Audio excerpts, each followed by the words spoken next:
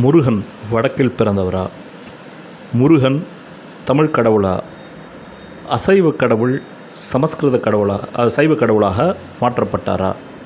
முருக வழிபாடு சமஸ்கிருதமயமாக்கப்பட்டதா? இப்படி பல்வேறு விவாதங்கள் இன்றைக்கி நம்ம சமூக வலைதளங்கள் எடுத்துக்கிட்டோம்னா பல்வேறு விவாதங்கள் முருகனை பற்றி நிகழ்கிறது. இதுக்கு காரணம் என்னன்னாக்கா, எல்லாருக்கும் தெரிஞ்சது தான். ஒரு திரைப்படத்துறையினர் யாரோ ஒருத்தர் முருகன் வடக்கில் பிறந்தார் அப்படின்னு சொல்ல போக அது விவாதப் பொருளாக மாற்றப்பட்டது. இப்போ விவாதப் பொருளாக மாற்றப்பட்ட பொழுது நான் இந்த விவாதத்தில் புரிந்து கொண்டது என்னன்னாக்கா, இது எல்லாமே ஒரு சார்புடைய விவாதமாக தான் பெரும்பாலும் இருக்குது. நம்ம எந்த இதை சார்ந்து பேசுகிறோமோ அதுக்கேற்ற மாதிரி தான் நம்ம அதுக்கான விவாதங்களை நம்ம வைக்கிறோம்.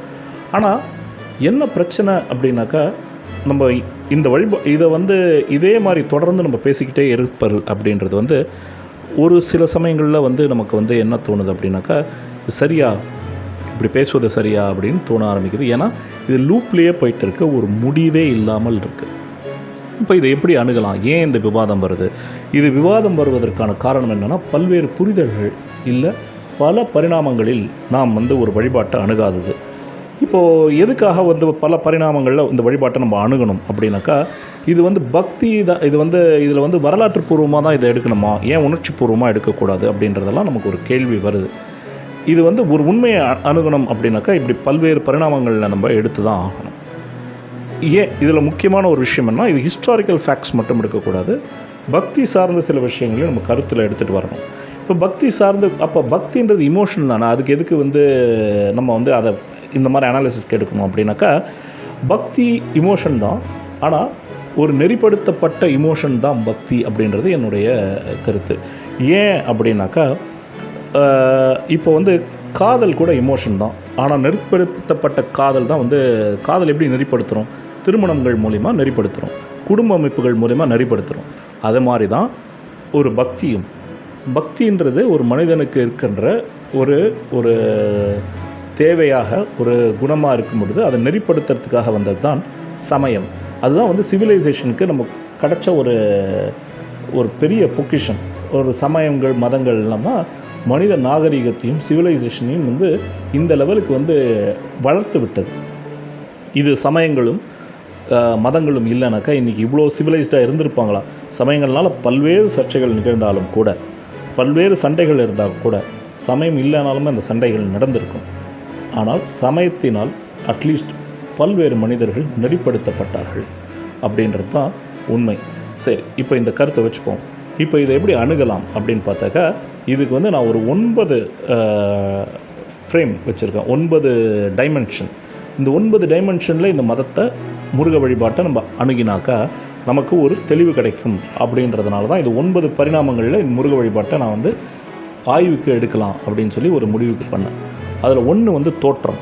முருகன் எங்கே தோன்றினார்? முருகன் உடைய பிறப்பு என்ன, எங்கே நிகழ்ந்ததுக்கும் முருகன் வழிபாடு எங்கே தோன்றியது, அதுதான் தோற்றத்துக்கான ஒரு டெஃபினிஷன். இறைநிலை, எத்தன்மையுடையவர் முருகன்? மனிதனாக, கடவுளா, முப்பாட்டனா, யார் முருகன்? அது முருகனுடைய இறைநிலை. தத்துவம், முருகனுடைய தத்துவம் என்ன? துவைதமா, அத்வைதமா, வசிஷ்டாத்வைதமா, இல்லை ஜட்ஜ்மெண்ட் டேக்காக காத்திருத்தலா? இதெல்லாம் தான் முருக வழிபாட்டு. இல்லை என்ன மாதிரியான தத்துவம் அது? அதுக்கப்புறம் நமக்கு அவருடைய நூல்கள், ஸ்கிரிப்சர்ஸ் என்ன சொல்லுது முருக வழிபாட்டை பற்றி?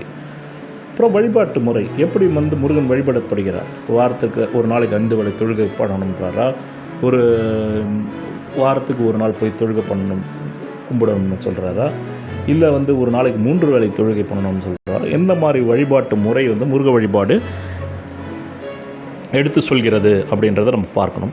குரு பரம்பரை, இது பார்த்திங்கன்னா எல்லா மதங்களுக்குமே இதில் முருக வழிபாடை பற்றி சந்தேகம் எழுந்தால் எந்த குருவிடம் போய் கேட்பது அப்படின்றது இது குரு பரம்பரையில் ஒரு பாயிண்ட். இது பல்வேறு மதங்களுக்கு இது குரு பரம்பரை இன்றைக்கி இருக்குது.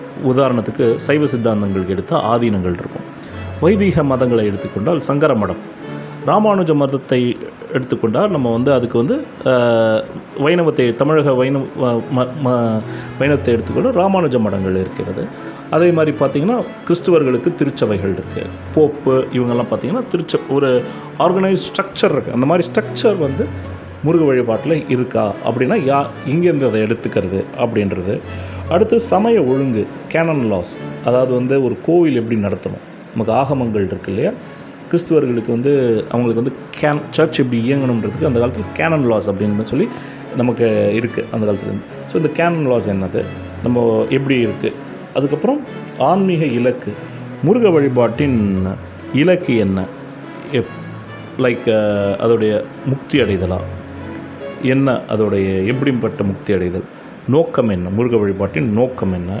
அடுத்து சமூக பண்பாட்டு பரிணாமம், ஸோ சோஷியல் டைமென்ஷன், இது எப்படினாக்கா ஃபார் எக்ஸாம்பிள் சில பேர் அலகு குத்துவாங்க, சில பேர் வந்து மொட்டை அடிச்சுப்பாங்க, சில பேர் காவடி எடுப்பாங்க. மச்ச காவடின்னு ஒரு கான்செப்ட் இன்றைக்கி முருக வழிபாட்டில் குறைஞ்சிட்டு போச்சு. ஏன், எதனால் அது மாதிரி ஆச்சு அப்படின்னா, எந்த பீரியட்லேருந்து யாரெல்லாம் இந்த முருகனை கும்பிட்டுருப்பாங்க, இந்த மாதிரி ஒரு விஷயத்தை நம்ம அனலைஸ் பண்ணணும். இப்படியெல்லாம் பல பரிணாமங்களில் இந்த வழிபாட்டு முறையை நம்ம அனலைஸ் பண்ணால் தான் ஒரு முடிவுக்கு இந்த வழிபாடு இவ்வளோ தூரம் வந்திருக்கு, இதை ஏன் வந்து இப்படி செய்யக்கூடாது, இப்படி செய்யலாம். அதாவது நல்ல புதுக்கவிதை எழுதும்பொழுது மரபு கவிதை எழுதுகிறவங்கெல்லாம் சொல்லுவாங்க என்னென்னா, நீ புதுக்கவிதை எழுது, ஆனால் மரபை புரிந்து கொண்டு புதுக்கவிதை எழுது அப்படின்னு சொல்லுவாங்க ஒரு கவிஞர்களுக்கு. அதை மாதிரி நம்ம வந்து ஒரு மதத்தை பற்றி, இன்றைக்கு இருக்கிற நிலைமையை பற்றி நம்ம 1000 குறை சொல்லலாம். ஆனால் அது இந்த இடத்துக்கு வந்ததற்கு, இவ்வளோ தூரத்துக்கு வந்ததற்கு அது ஒரு காரணம் இருக்கும். அது என்னன்னு புரிஞ்சுக்கிட்டோம்னாக்கா, நம்ம வந்து இந்த மாதிரி குறை சொல்வதை குறைத்துக்கொள்வோம் அப்படின்றது தான் நான் வந்து இதை அனலைஸ் பண்ணும்பொழுது புரிஞ்சுக்கிட்ட விஷயம். நீங்கள் இந்த அனாலிசிஸில் என்னோட சேர்ந்து தொடர்ந்து பயணிக்கும்படி கேட்டுக்கொள்கிறேன். நீங்கள் கேட்டுக்கொண்டிருப்பது ப்ரொஃபஷனல் டாக்கீஸின் முருக வழிபாடு ஒப்பீட்டு ஆய்வு. நன்றி, வணக்கம். அடுத்த காணொளியில் முருக வழிபாட்டின் முதல் அனாலிசிஸ் தோற்றம் அப்படின்றத பற்றி நம்ம கேட்கலாம். நன்றி, வணக்கம். தேங்க்யூ.